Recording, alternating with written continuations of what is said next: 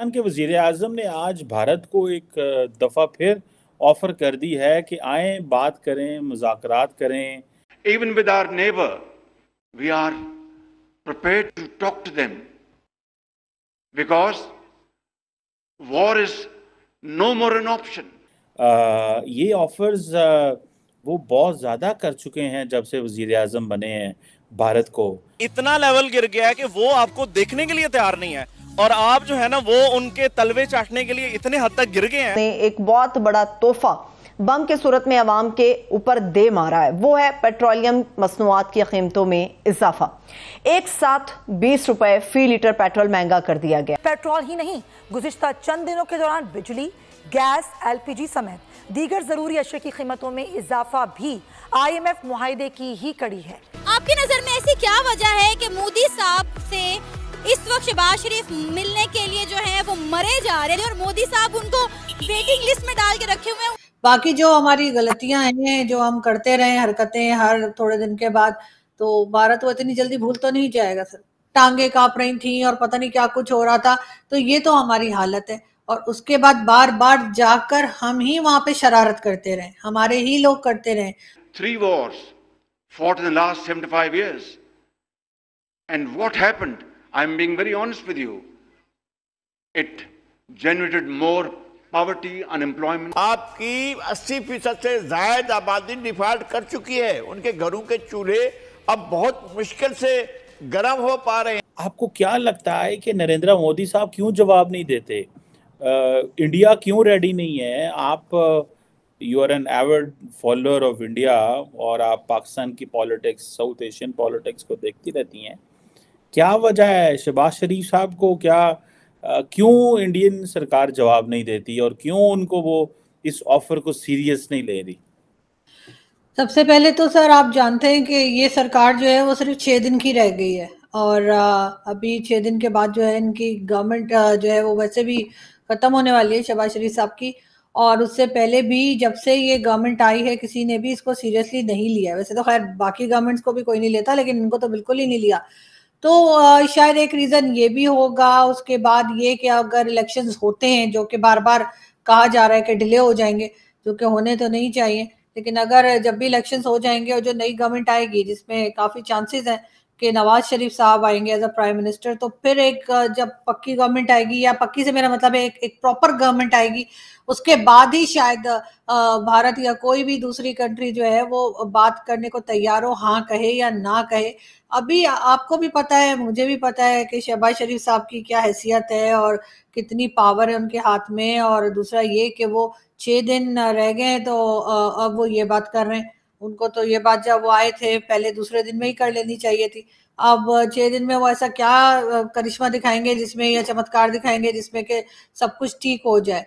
जो नई गवर्नमेंट आएगी और अगर वो 5 साल निकालती है या नहीं निकालती, लेकिन फिर भी जाहिर है वो एस्टेब्लिशमेंट की फेवरेट होगी और फॉर द टाइम बीइंग हम कह सकते हैं कि जब उनको लाया जाएगा तो वो अगर ये बात करते हैं उसके बाद हो सकता है कि इंडिया की तरफ से कोई रिस्पांस आए। वैसे तो आपने देखा होगा कि उनके पार्लियामेंट में भी ये बात कुछ दिन पहले कही गई थी कि पाकिस्तान के साथ जो है वो ट्रेड होनी चाहिए, या पाकिस्तान के साथ जो है वो इकोनॉमी पे बातचीत होनी चाहिए। खैर वहाँ भी उन्होंने डिसाइड नहीं किया, लेकिन ये डिबेट जरूर उनके यहाँ चल रही थी।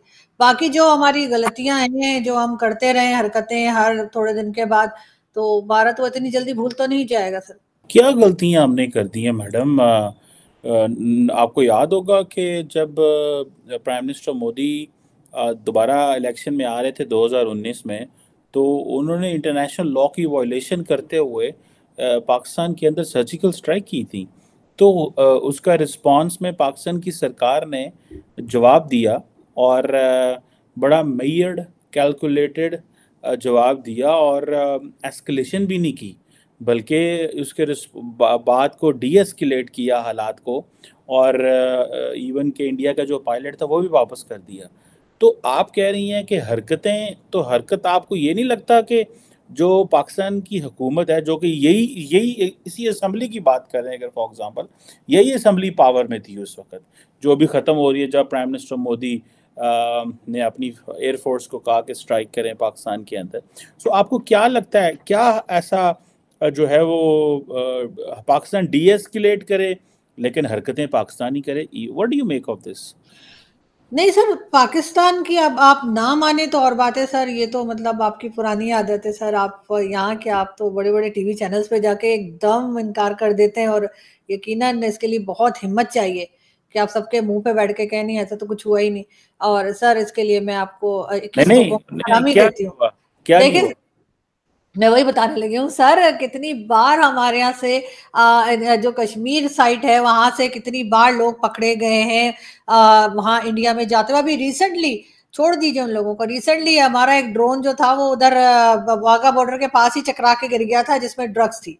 कितनी बार वो लोग कह चुके हैं कि जी आपके यहाँ से हथियार आते हैं, आपके यहाँ से ड्रग्स आती हैं, और उसका सबूत भी अभी हमें मिल गया कि वहां पर जो आपने हामिद मीर साहब का शो भी देखा होगा, उसमें वो बात कर रहे हैं किसी मिनिस्टर से, और उन्होंने कहा कि हाँ जी यहाँ से ड्रोन्स जो हैं वो भी जाते हैं, हथियार भी जाते हैं, ड्रग्स भी जाती हैं। फिर मुंबई अटैक को ले लीजिए, चाहे पुलवामा को ले लीजिए, उड़ी को ले लीजिए, कितने ही ऐसे जो हम लोगों ने सो कॉल्ड एडवेंचर करने की कोशिश की, कारगिल समेत। और उसके बाद जाहिर है आपके ख्याल से कि दूसरी तरफ के लोग जो हैं वो किसी किस्म का रिएक्शन नहीं करेंगे, वो हमें कुछ नहीं कहेंगे। उनका पायलट पकड़ लिया और उसके बाद जिस तरह से छोड़ना पड़ा वो भी हम जानते हैं। अगर इतने ही हम सही थे, इतना ही हमने ठीक तरीके से उसको अरेस्ट किया था और वो गलती पे थे, तो इतनी जल्दी क्यों छोड़ दिया? रखते ना 2-4 दिन। यहाँ पे तो ये तक कहा जा रहा था कि टांगे कांप रही थी और पता नहीं क्या कुछ हो रहा था। तो ये तो हमारी हालत है। और उसके बाद बार बार जाकर हम ही वहां पे शरारत करते रहे, हमारे ही लोग करते रहे, और बाकायदा कहते भी रहे हैं। बहुत से लोग ऐसे हैं जो मुल्क के अंदर बैठे हुए हैं और यहाँ से उल्टी सीधी स्टेटमेंट भी देते रहे, जिसमें रिलीजियस पार्टीज के लोग भी हैं और पॉलिटिकल पार्टी के लोग भी हैं। इन्हें कुछ और तो आता नहीं है, बस ये जाकर स्टेटमेंट देना होता है, इन्होंने उल्टा सीधा वो देते हैं, यूनाइटेड नेशन तक पहुंच जाते हैं। अभी जो बिलावल भुट्टो गए थे वहां पर, जो आपने देखा एससीओ की मीटिंग में, तो उधर भी वो एक जिस तरह का माहौल क्रिएट करके आए, तो वो ऐसे लोग तो नहीं लग रहे थे जो जरूरतमंद है या जो मुसीबत में है और उनको जरूरत है, जो कि हर बार लोग कहते हैं, पाकिस्तान के भी लोग कहते हैं कि इंडिया के साथ टर्म्स बेहतर होने चाहिए। लेकिन हमारे लीडर जब उठते हैं कोई उल्टा सीधा स्टेटमेंट दे के आते हैं। वैसे एक चीज इन सब में कॉमन है, जब ये जाने लगते हैं या चले जाते हैं, उसके बाद ये भी कहते हैं कि भारत से दोस्ती होनी चाहिए, भारत से टर्म्स अच्छे होने चाहिए, भारत की तारीफें शुरू कर देते हैं।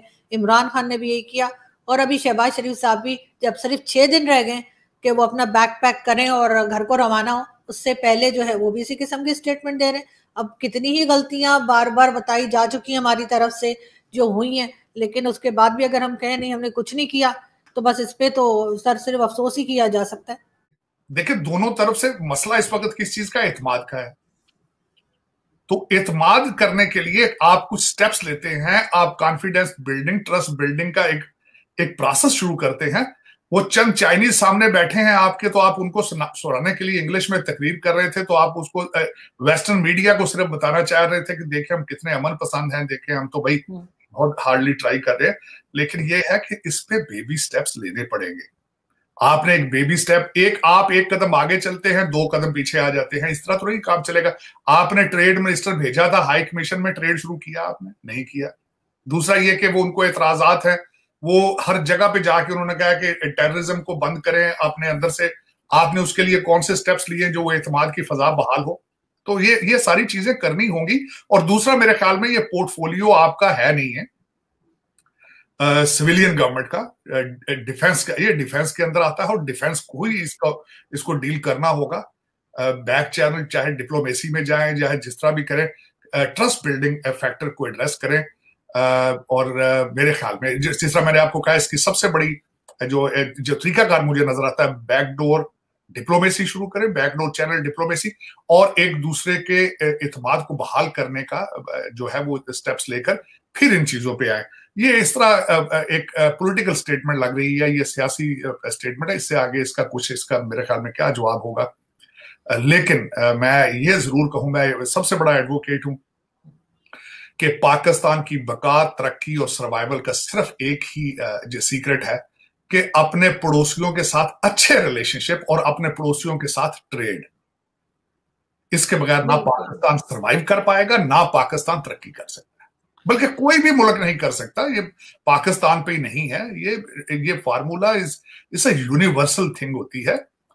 आपको भारत के साथ, ईरान के साथ, अफगानिस्तान के, चाइना के साथ, और खासकर बिलखसूस भारत पे मैं क्यों ज्यादा फोकस इसलिए करता हूं कि आपकी जंगें इनके साथ हो चुकी हैं, आपने नफरतों में 76 साल गुजारे हैं, इसलिए बहुत जरूरी है इन चीजों को डिफ्यूज किया जाए। और इस वक्त अगर देखा जाए, और वाहिद जिस तरह अगले दिन जब श्रीलंका के प्राइम मिनिस्टर गए थे भारत के दौरे पे, तो वहां पे ये बड़ी चीज डिस्कस की गई कि हमारी सिमिलैरिटीज हैं उनके साथ, तामिल कम्युनिटी है, हमारा रिलीजन उनके साथ मिलता है, हमारी वैल्यूज उनके साथ मिलती हैं। तो मैं जिन लोगों की बात, जिन कंट्रीज की बात कर रहा था, उनमें से सबसे ज्यादा सिमिलैरिटीज तो आपकी भारत के साथ है, और इन्हीं लोगों के साथ आप सदियों रहे हैं, और आप अब इस वक्त जो है वो इश्यूज चल रहे हैं, बल्कि दोनों साइडों पे, ये कोई इधर की बात नहीं है, उधर भी देख लें। आज अगले दिन यूपी के जो चीफ मिनिस्टर साहब हैं, उन्होंने एक इंटरव्यू दिया है ANI पे, उन्होंने कह दिया मस्जिदों को मस्जिदें ना कहें। वहां से भी इस तरह की आवाजें आती है, ये मैं नहीं कहूंगा कि सिर्फ इस साइड पे ही है, उधर भी हिंदू मुस्लिम दंगों को जो है वो प्रमोट चीजें हो रही हैं, कई लोग उससे सियासी फायदा उठाना चाहते हैं। इस वक्त आपने देखा होगा दिल्ली में, और वहां भी चीजें हो रही हैं, गुड़गांव के एरिया में भी, और उनको गलत, और इसमें मैं ये जरूर कहूंगा कि इससे लोग फायदा उठाने की कोशिश करते हैं। जिस तरह पिछले दिनों में सीमा के भारत जाने पे लोगों ने उस पर सियासत करने की कोशिश की है, बिल्कुल इसी तरह, लेकिन ये चीजें कम करनी होगी, इसलिए आज हम इसको डिस्कस कर रहे हैं क्योंकि शहबाज शरीफ साहब ने इसको कहा है।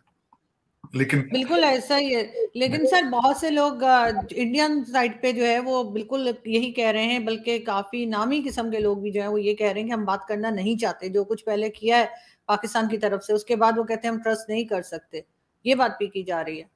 जी बिल्कुल, मैं यही तो कह रहा था कि पाकिस्तान को पहले अपना होमवर्क करना होगा इन चीजों को, ये चीजें करने के। ये सिर्फ एक पॉलिटिकल स्टेटमेंट है, लेकिन ये बताएं, या तो भारत को भी बताएं, लोगों को भी बताएं कि आपने कौन से स्टेप्स उठाए हैं जिसपे एक एतमाद की फिजा जो है वो बहाल हो। लेकिन ये कि अभी तो लग रहा है कि जिस तरह ये सियासी थी, जिस तरह 4 दिन बाद वो जाने वाले, जिस तरह आपने खुद फरमाया कि अब कुछ घंटे उनके रह चुके हैं, और उन्होंने अब सारे वो जो फंडामेंटल मसाइल, जो बुनियादी मसाइल थे पाकिस्तान के, उनको एड्रेस करना शुरू कर दिया अब।